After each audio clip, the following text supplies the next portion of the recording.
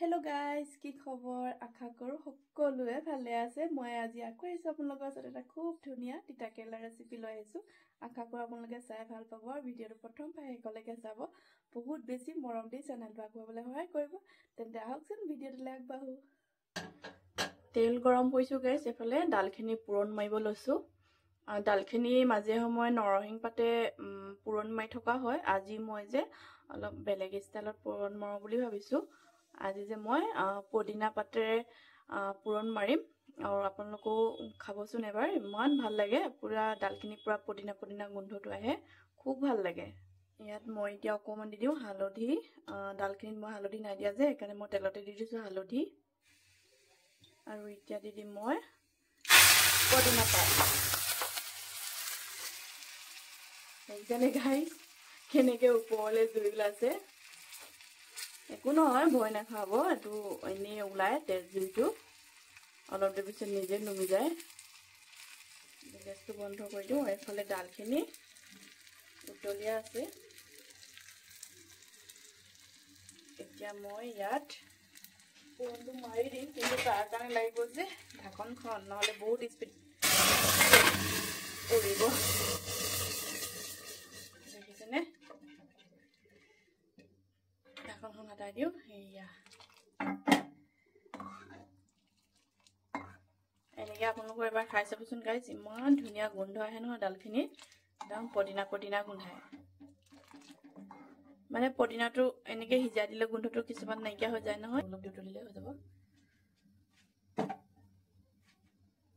মই বনাবলৈ লৈছোঁ তিতা কেৰেলা ভাজি লগত কণী দি। আৰু এফালে লৈছোঁ পিঁয়াজ অকণমান সৰহকৈ লৈছোঁ। তিতা কেৰেলা ভাজিত যে পিঁয়াজ অকণমান সৰহ হ'লে ভাল লাগে খাই। এয়া আপোনালোকে চাই থাকিবচোন দেই ভিডিঅ'টো।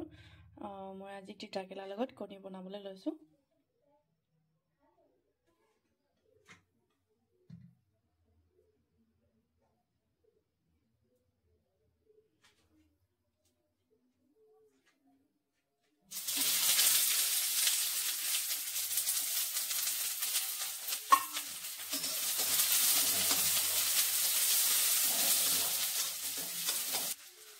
তিতা কেৰেলাৰ লগত কণী কোনে খায় কমেণ্টত জনাবচোন গাইজ।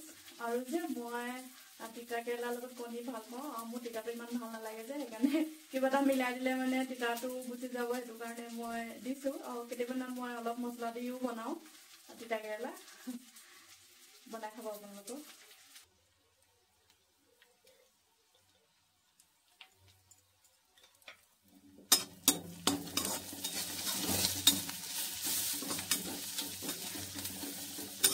পিঁয়াজখিনি ৰঙচুৱা হৈ গ'ল। এতিয়া ইয়াত দি দিলোঁ মই হালধি, আৰু এতিয়া দি দিওঁ তিতা কেৰেলাখিনি।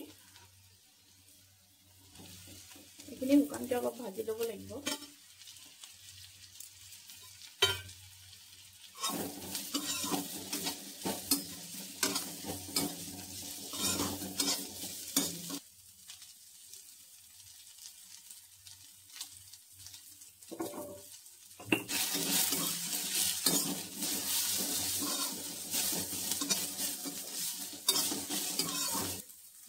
ঢাকনখন অকণমান লগাই দিওঁ। ঢাকনখন লগালে 10 মিনিট ভাজিম।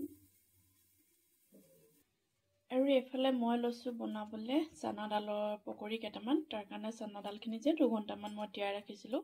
আৰু এতিয়া মই মিক্সি জাৰটোতে পিচি ল'ম, পানী অকণমানো নিদিয়াকৈ। পানী নিদিওঁ, এনেকৈয়ে পিচিম। পানী দিলে পকৰিকেইটা অকণমান পানী হ'ব যে, সেইকাৰণে অকণমান পিছত লাগিব।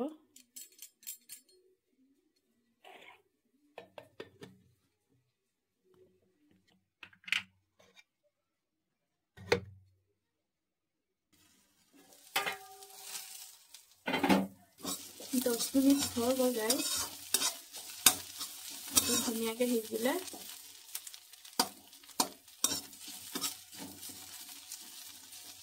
এতিয়া মই ইয়াত দি দিওঁ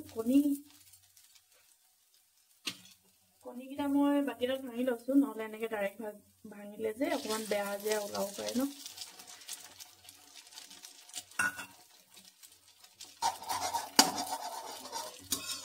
এনেকৈ ভাঙি দিলোঁ।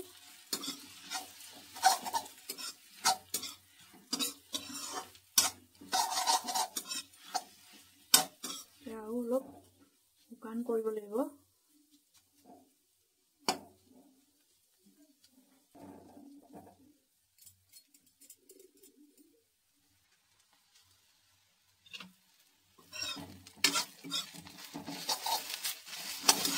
হৈ গৈছে ধুনীয়াকৈ শুকান হ'ল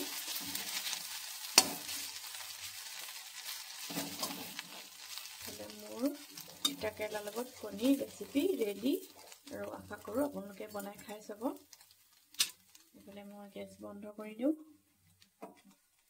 ৰেডি চানা দালৰ পকৰি বনাবলৈ লৈছোঁ এইখিনি ধুনীয়াকৈ মিক্সি জাৰটোৰ পৰা উলিয়াই ল'লোঁ আৰু এফালে মছলাত আছে জিৰা গোটা জিৰা কেইটামান জিৰা পাউডাৰ অকণমান ধনিয়া পাউডাৰ অকণমান গৰম মছলা অকণমান কাশ্মীৰী ৰেড চিলি পাউডাৰ দিছোঁ আৰু এফালে হালধি আৰু নিমখ এইখিনি গোটেইখিনি ইয়াত মই ঢালি দিওঁ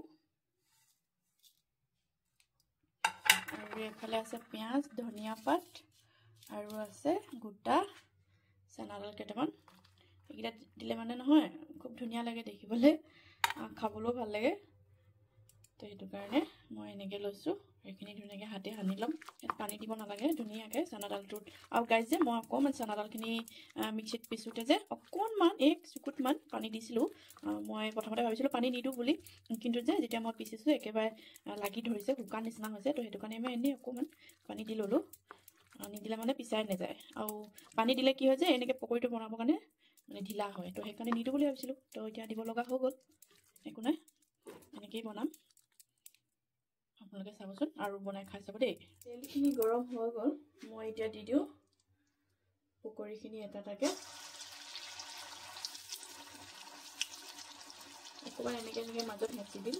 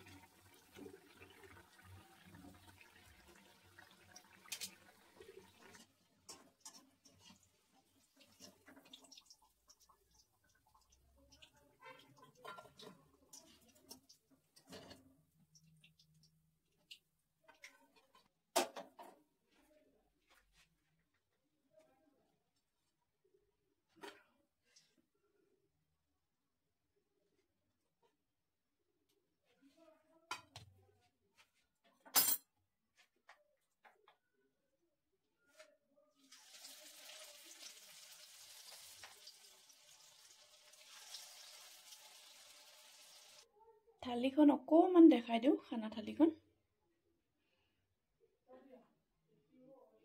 এইফালে আছে চালাড বিলাহী তিয়ঁহ আদা ধনিয়া পিঁয়াজ ধুনীয়াকৈ দি এটা চালাড বনাইছিলোঁ আৰু এইফালে আছিলে স্পেচিয়েল আজি কণী আৰু তিতা কেৰেলা ভাজি আৰু এফালে আছিলে চানাডালৰ পকৰি দেখিছেনে চানাডালটো কিমান ধুনীয়াকৈ ওলাই আছে এনেকৈ দেখিবলৈ ভাল লাগে আৰু খাবলৈও ভাল লাগে আৰু এইফালে আছিলে পদিনা দিয়া ডাল আজি এয়াই আছিলে খানা থালিখন আজি খানা থালি এয়াই আছিলে ইমান বেছি যা যোগাৰ নাই কৰা আৰু ভিডিঅ'টো লাইক শ্বেয়াৰ চেনেলটো ছাবস্ক্ৰাইব কৰি দিব ফেচবুক চেনেলটো ফ'ল' কৰি দিব আৰু এটা নতুন ভিডিঅ' লৈ আকৌ আপোনালোকৰ ওচৰলৈ আহিম আজিলৈ আহোঁ বাই বাই ধন্যবাদ